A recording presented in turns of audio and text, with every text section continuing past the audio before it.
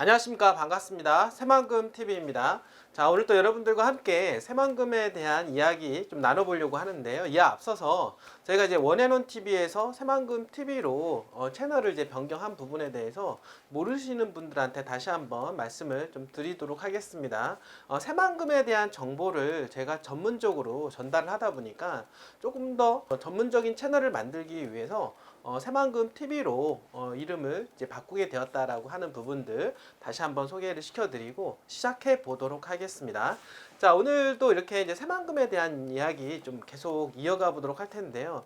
여러분들 그 네이버라든지 이렇게 보시면은 새만금에 관련된 키워드를 치게 되면은 정보가 정말로 많이 나오고 있습니다. 제가 이거 하루 이틀 이야기도 아니고 지금 이제 문재인 정부 들어서 지금 정권이 바뀐 이후에도 새만금에 관련된 개발 호재와 정보 이런 것들은 꾸준하게 나오고 있다라고 말씀을 좀 드려보도록 하겠습니다. 요즘 경기가 많이 어렵다고들 합니다. 그러다 보니까 투자 심리가 많이 위축되어서 투자를 무슨 이 시기에 투자를 하느냐 이제 고민하시는 분들, 말씀하시는 분들도 많이 있는 것으로 알고 있는데요. 오히려 이때는 차라리 은행에다가 돈을 묶어두는 게 낫지 않냐라고 해서 요즘 은행이 정말 바쁘다고 합니다. 하루가 다르게 금리가 올라가고 예금금리가 올라가다 보니까 이쪽에서 금리를 높여주면 가서 예금을 하고 또 다른 쪽에서 금리를 좀 더 올려주면은 또 다른 은행에 가서 이쪽 거 해약하고 다시 예치하는 이런 바람에 은행 간에 엄청나게 경쟁들이 있다라고 이야기를 하고 있습니다. 과연 여러분들이 이것이 과연 답일까요? 은행에다가 예금을 하는 것이 답일까? 여러분들의 소중한 돈을 1년 동안 아니 2년 3년 동안 은행에다가 묶어두는 것이 과연 답일까요? 시간은 흘러가고 세월은 바뀌고 그리고 상황은 또 계속해서 바뀌게 되어 있는데요. 자본주의 지금 시장 경제의 원리는 결국에는 돈은 풀어 나갈 수밖에 없다. 풀리게 되면은 결국에는 실질 자산 여러분들 가지고 있는 부동산 가격에 대한 상승은 꾸준하게 우상향할 수밖에 없다라고 하는 것입니다. 너무 일희일비해서 여기 부안해동에서 투자하시는 것보다 부동산을 한번 믿어보시고 중장기적으로 묻어두는 것이 보다 현명한 투자에 대한 어떤 철학이지 않을까 저는 이렇게 생각을 하게 되는데요. 그 중에서 저는 여러분들한테 항상 권해드리는 개발지 투자에 대한 부분들을 상당히 권해드리고 있는데 그 이유가 뭐냐면 꾸준한 개발 수요 때문에 그렇다. 결국에는 가격의 원리는 수요가 발생하면 올라갈 수밖에 없는 거 아니겠습니까? 최근 들어서 아파트 가격이 폭락하는 것은 수요가 위축이 됐기 때문에 금리가 갑자기 인상함으로 해서 수요가 위축이 됐기 때문에 가격이 폭락하는 거다. 자, 그 얘기는 뭐냐면 수요만 따라준다라고 하면 가격이 올라가는데 개발지 같은 경우는 꾸준한 수요로 인해서 집가 상승이 꾸준하게 될 수밖에 없다라는 부분들 여러분들 생각을 해보신다라고 하면 당연히 좋은 해답안을 찾을 수가 있다라고 하는 것입니다.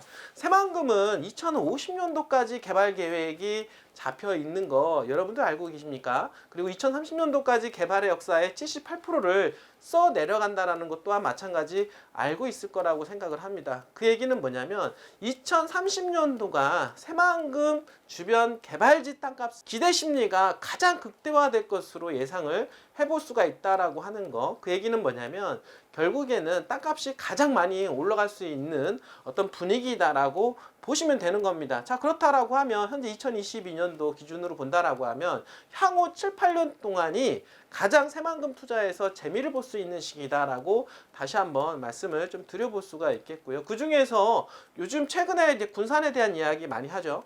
군산은 저평가가 그동안 되어 있었고 지금 현재 리바운딩 상태에서 지금 어떻습니까? 고개를 들고 있는 그런 상황 속에서 향후 한 10년 동안은 꾸준하게 집가 상승 요인이 발생할 수 있는 지역이기 때문에 그렇다라고 말씀을 드릴 수가 있겠습니다. 왜냐하면 엄청난 개발 호재가 있기 때문에 그렇습니다. 특히 일자리가 만들어진 새만금 산업단지 내 수많은 기업들이 투자가 되고 있다라고 하는 부분들 그리고 도로망 그리고 항만 공항 철도까지 SOC 인프라가 꾸준하게 만들어지고 있는 그런 상태이기 때문에 더욱더 개발의 여건은 만들어져 가고 있다라고 말씀을 좀 드려볼 수가 있기 때문입니다. 그 어제 같은 경우는 여러분들한테 소개한 게 새만금 도로망에 대한 이야기 말씀을 드렸고 자 오늘은 군산의 그 철도망 이야기를 좀 해보려고 합니다. 군산이 앞으로 철도망에 대한 부분들 인프라가 상당히 좋아지고 있습니다. 이 앞서 새만금은 도로망과 트라이포트라고 하는 공항만 철도에 대한 부분들이 구축이 됨으로 해서 뼈대가 구축이 되면서 수많은 투자가 이루어질 것으로 예상을 해볼 수가 있겠는데요. 특히나 철도 부분에 있어서 철도 요충지가 되지 않을까라고 좀 말씀을 좀 드려보도록 하겠습니다. 자, 그러면 군산하고 관련된 그 철도망들이 과연 무엇이 있을까요? 그리고 앞으로는 어떤 계획들이 있을까요?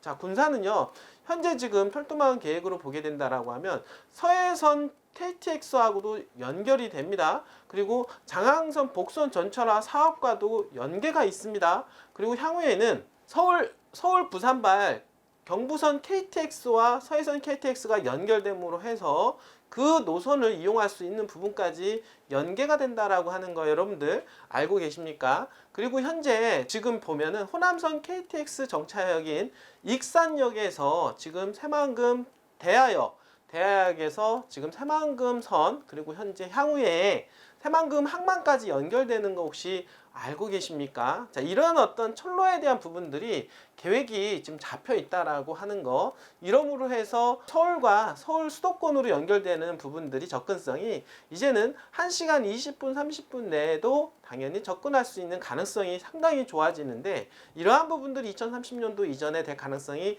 상당히 높다라고 하는 것이죠. 그러니까 당연히 철도의 요충지로 거듭날 수밖에 없다라고 하는 것입니다. 물류망이 구축이 되고 그 다음에 내륙으로 뻗어나가는 어떤 철도망을 통해서 물류의 핵심 거점 도시가 만들어질 것으로 예상이 되는 게 바로 군산이다라고 볼 수가 있는 것입니다. 바로 그 군산에 대한 이야기를 조금 해보도록 하겠습니다. 자, 오늘 주제는요, 자, 군산 서해안권 철도 중심지가 되나? 라고 하는 이야기입니다. 자, 미래 철도망에 대한 구축 나서야 되는 시점이다 라고 말씀을 좀 드릴 수가 있겠는데, 자, 철도에 대한 중심지 바로 이야기 제가 해드렸습니다. 지금 서해선 KTX, 경부선 KTX, 장항선 복선 전철화 사업, 그리고 익산에서 대하, 그리고 어떻습니까? 새만금 공항을 들러서 항만까지 연결되는 새만금 철로까지, 인입철로까지 현재 구상이 되고 있다라고 하는 부분들 여러분들 보신다라고 하면 향후에 수도권과 연결 라인이 만들어지게 되는데 1시간 30분 내에도 당연히 연결할 수가 있다라고 하는 부분들 여러분들한테 말씀을 좀 드려보도록 하겠습니다. 전라북도 군산시가요, 장항선 복선 전철 사업, 그리고 새만금항 인이철도 건설 등에 따른 철도 환경 변화에 맞춰서 미래 철도망 구축에 나섰는데요. 바로 이 장항선 복선 전철 사업은요, 여러분도 알겠지만 그 KTX 천안역에서 지금 현재 장항선 복선화 전철화 사업이 이루어지고 있는데요. 향후에는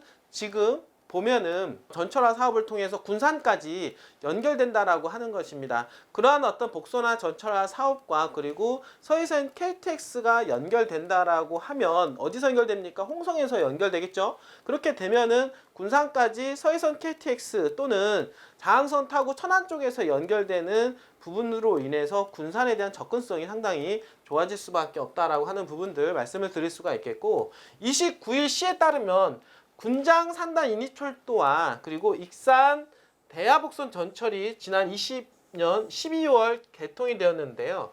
장항선 복선 전철화 사업도와 마찬가지로 26년도 개통될 예정이라고 얘기하고 있습니다. 이야기는 뭐냐면 군장 3단 인이철도에 대한 부분들 여러분들 지금 군산에 지금 산업단지 내로 연결되는 철도와 그리고 지금 익산이라고 하는 것은 지금 호남선 KTX 익산역이 있습니다. 익산역에서 지금 군산의 대하역까지 복선화 전철 사업이 연결됐다라고 말씀을 좀 드려볼 수가 있겠고, 그 대하역에서 장항선으로 연결된다라고 하는 거, 그리고 천안으로 연결되겠죠. 그 다음에 어떻습니까? 홍성의 서해선 KTX하고 연결되기 때문에 지금 KTX 라인에서 나중에 경부선 KTX하고 또 연결된다. 그러면 결국에는 서울에서 군산까지 접근성이 상당히 좋아진다라고 하는 부분들을 지금 말씀을 드리는 겁니다. 그래서 경부선 고속철도 KTX와 그리고 서해선, 장항선 연결 등 개발 사업이 현재 한참